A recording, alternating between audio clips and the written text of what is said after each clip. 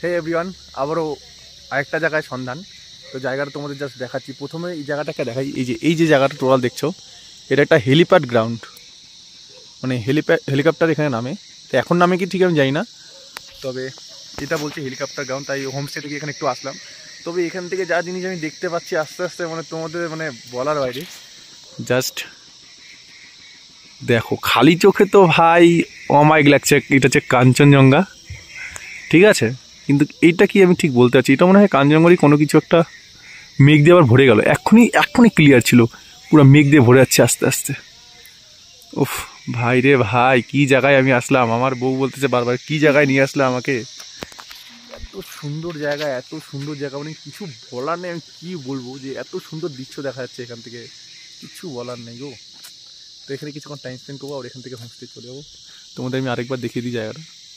এই হচ্ছে আমাদের হেলিকপ্টার গ্রাউন্ড। আর এদিকে চারিদিক সুন্দর, একদম এত সুন্দর প্রকৃতির নেচার, মানে প্রকাশ করা ছাড়া। কাঞ্চনজঙ্ঘাকে আমি এত কাছ থেকে দেখতে পারবো আমি নিজেও ভাবিনি। তবে আজকে ভাই মন, আমার দিল খুশ হয়ে গেল রে বাবুয়া।